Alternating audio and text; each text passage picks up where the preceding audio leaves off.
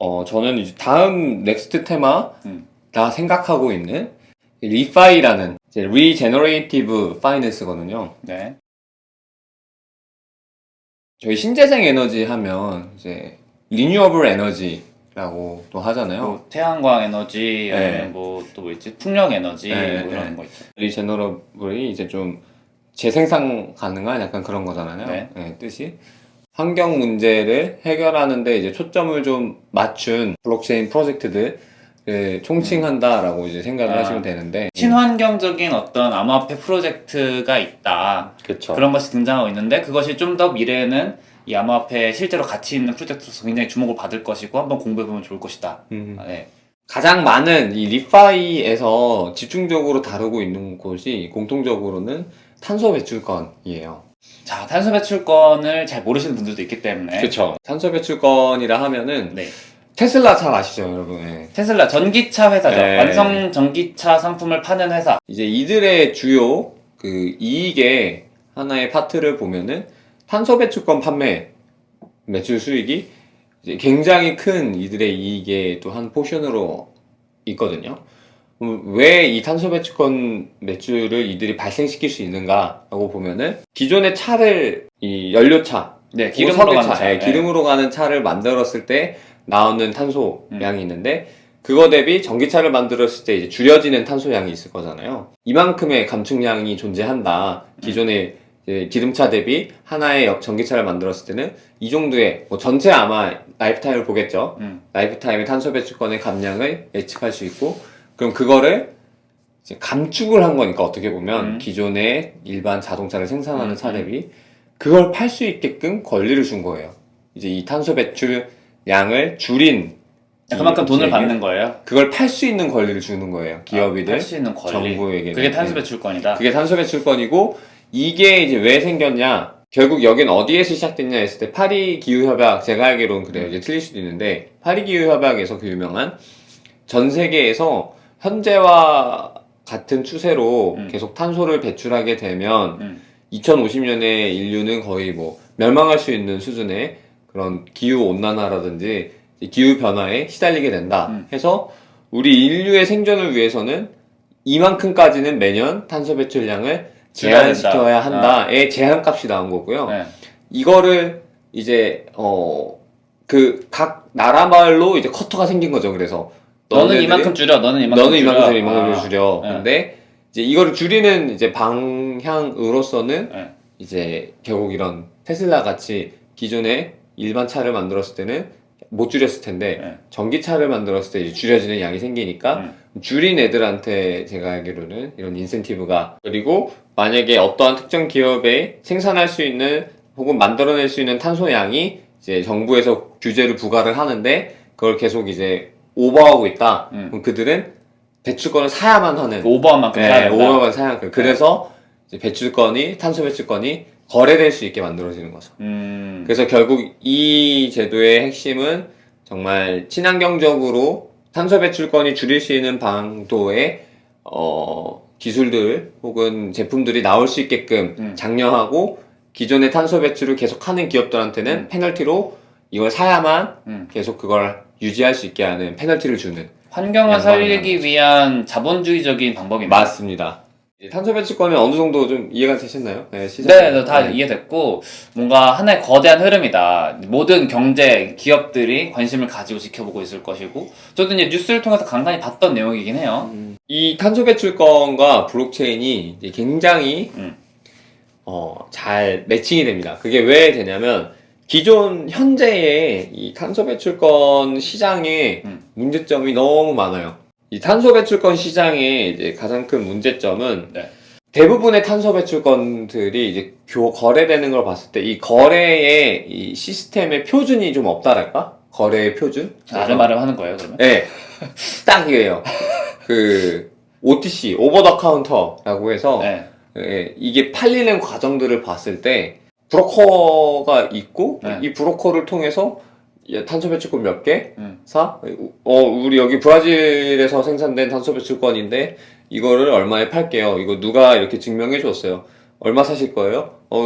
그래서 이제 뭐 한국 삼성에서 산다 그러면 한국의 어떤 또 브로커가 몇 개를 사겠습니다 하면 네 그럼 제가 이 뭐 탄소 배출권이 약간 CD키처럼 뭔가 저장되어 있는 그 키가 있는데 네. 이거 이렇게 보낼게요. 맞는지 확인해 보세요. 이런 식으로 이제 가는 약간 체계인데 너무 아름아름 오고 이 거래하는 그 중간중간 다리마다 껴있는 중개인들이 많아요. 이 과정에서. 워낙 국가 사이고 기업과 기업과 사이니까. 그쵸.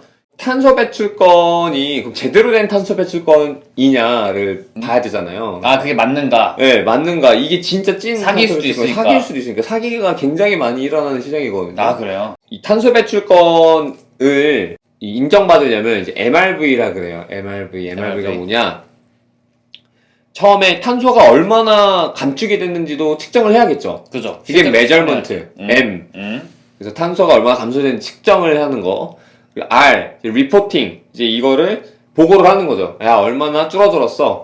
이거를 이제 두 눈으로 보든, 뭐, 숫자로 확인하든, 그거 이제 리포팅이 돼야 되고, 실제. 그럼 리포팅을 데이터를 받으면, 이거를 이제 검증을 하겠죠, 누군가. 밸리데이션. 근데 예, 이게 한 주체만 하면 안 되니까, 네. 누군가 이제, 베리피케이션을 해서 검증을 해가지고 이거 진짜 이만큼 탄소 배출권 줄인 게 맞고 이 데이터는 맞아 해서 그러면 이 회사는 혹은 이 국가는 탄소 배출권을 이만큼 부여해도 되겠어 이렇게 결정이 되겠죠.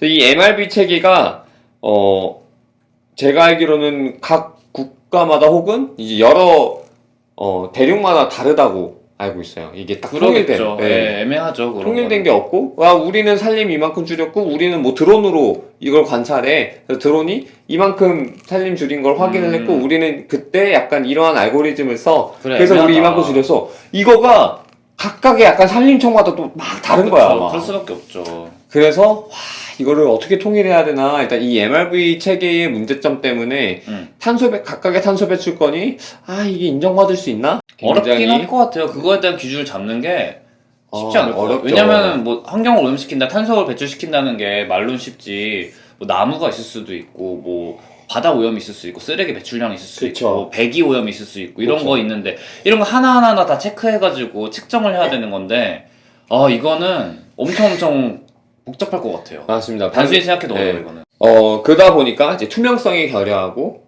이제 객관성도 부족해. 그리고 중개인이 너무 많고 중개인이 많다 보니까 저희 항상 발생하는 문제 사람이 수요. 많이 껴있어 수요가 너무 많이 떼가는 거죠. 중간에 거래할 때 있어서.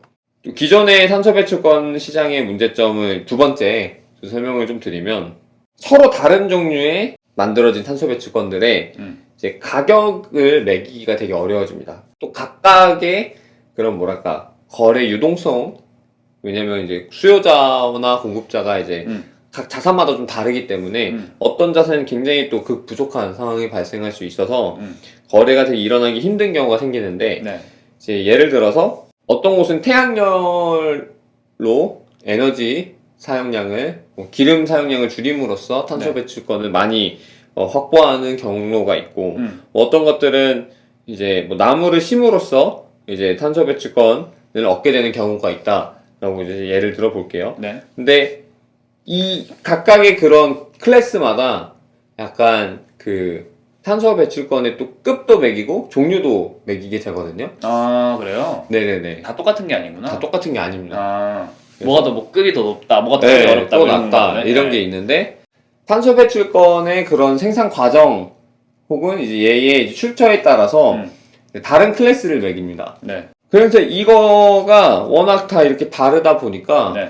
탄소 배출권 잘 모르는 사람이면 그냥 나는 뭐 어디서 만들어졌든 간에 그냥 사가지고 난 이만큼의 탄소가 간축을 했다 이걸 하고 싶은데, 딱 심플하게 거래하고 싶은데 사려니까 엄청 복잡해. 뭔가. 그쵸, 뭔가 복잡하고 뭔가 이제 다 종류가 다르고, 네.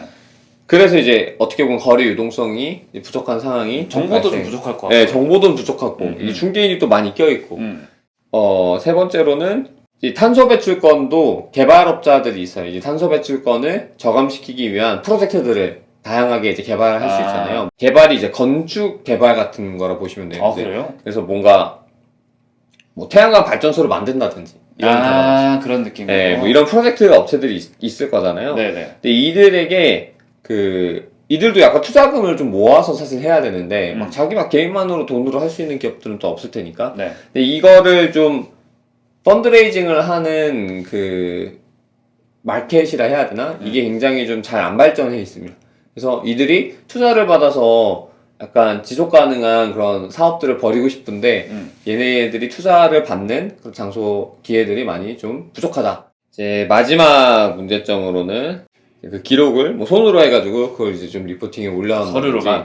아니면 정말 장부에서 네. 아까 그래서 이제 말한 한 좀 두 번 뭔가 탄소 배출을 감수를 시켰는데 이게 두 번 적용된다든지 약간 그런 문제점, 디지털화가 덜 됐기 때문에 발생하는 문제점들이 또 생기고 있습니다. 국가 간의 차이가 있을 수밖에 없으니까 디지털화가 잘 된 정부에서는 그런 게 쉽겠지만은 그렇지 않은 정부에서는 어렵겠죠. 그렇죠. 그러니까 근데 이게 전 세계적으로 이루어져야 되는 거니까 이게 표준이 디지털화 돼야 되는 게 맞긴 하겠죠. 그런 한계가 있다. 네. 제가 이 네 가지를 이렇게 문제를 나눠서 설명드릴 이유가 있습니다. 지금 블록체인에서 프로젝트들의 이제 네. 트렌드는 각각의 문제점에 초점을 맞춰서 풀고자 하는 립바이 프로젝트들이 등장하고 있어요.